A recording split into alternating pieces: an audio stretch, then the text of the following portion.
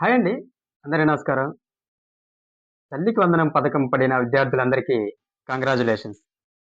ఈ తల్లికి వందనం పడని వారికి మీకొక సొల్యూషన్ అయితే కూటమి ప్రభుత్వం ఇచ్చింది.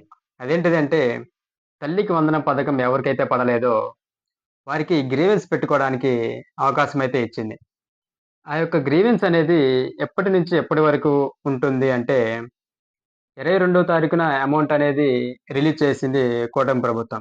అయితే ఈ అమౌంటు 15,000 అని చెప్పారు. కానీ విద్యార్థునికి 13,000 స్కూల్ అకౌంట్‌కి 2,000 అయితే జమ అవ్వడం జరిగింది.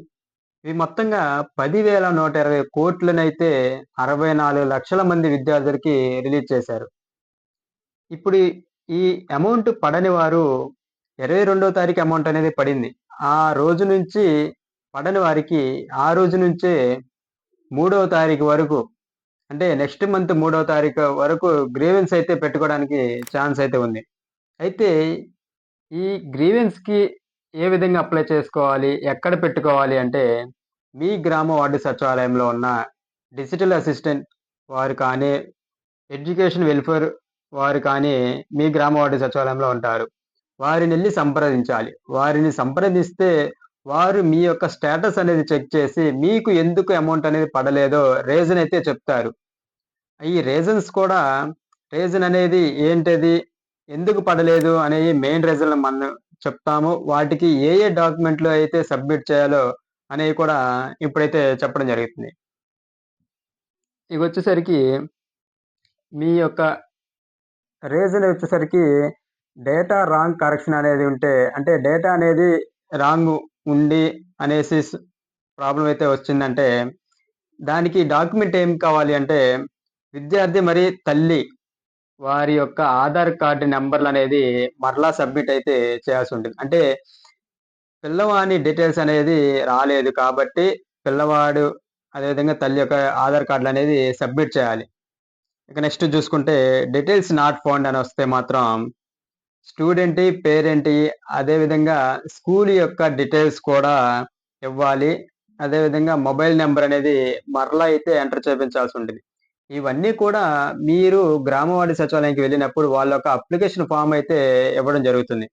ఆ అప్లికేషన్ ఫార్మ్ అనేది ఫిలప్ చేసి అందులో మీకు ఏ రీజన్ అయితే వచ్చిందో ఆ రీజన్ దానికి తగ్గ డాక్యుమెంట్స్ ఇప్పుడు మనం చెప్పినయి అదేవిధంగా మీకొచ్చిన రీజన్ అనేది కూడా మీకొచ్చిన రీజన్ దానికొచ్చిన సొల్యూషను దానికి అటాచ్డ్ కాపీ అంటే ప్రూఫ్ కూడా సబ్మిట్ చేయాల్సుంటుంది.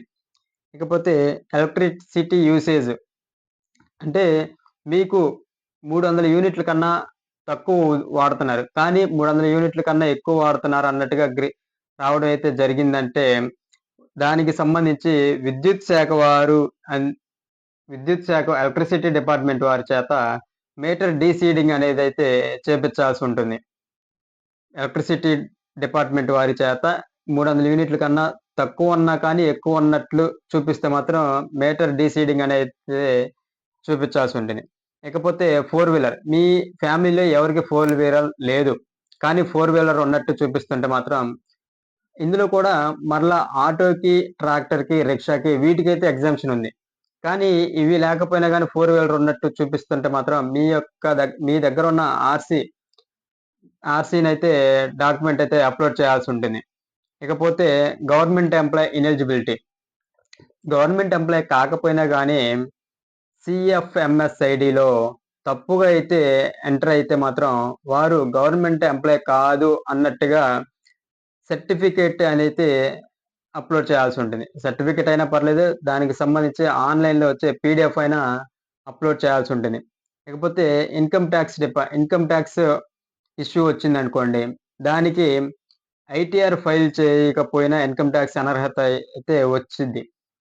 దానికి చార్టర్డ్ అకౌంట్ జారీ చేసిన సర్టిఫికేట్ అంటే వీళ్ళు ఇన్‌కమ్ టాక్స్ పేయర్ కాదు. మీరు ఈ పథకానికి ఎలిజిబుల్ అన్నట్టుగా వాళ్ళు చార్టర్డ్ అకౌంట్ వారు ఒక సర్టిఫికేట్ అయితే ఇవ్వడం జరుగుతుంది. ఆ సర్టిఫికేట్‌ననేది మనం అప్‌లోడ్ చేయాల్సుంటది. ఇకపోతే ల్యాండ్ లిమిట్. పరిమితికి లోబడి భూమి ఉన్నట్లయితే అంటే వాళ్ళు ఒక 10 ఎకరాలన్నారు. కానీ మీకు 7 ఎకరాలే, 6 ఎకరాలే ఉంది. కానీ అక్కడ 10 ఎకరాలు పైగా ఉన్నట్టు చూపిచ్చిందనుకోండి. చూపిస్తే దానికి మీ దగ్గరున్న పొలానికి సంబంధించిన 1 బి అడంగులు ఇవి అప్‌లోడ్ చేస్తే ఈ ఇష్యూ అనేది సాల్వ్ అయితే అవ్వడం జరుగుతుంది. లేకపోతే అర్బన్ ప్రాపర్టీ.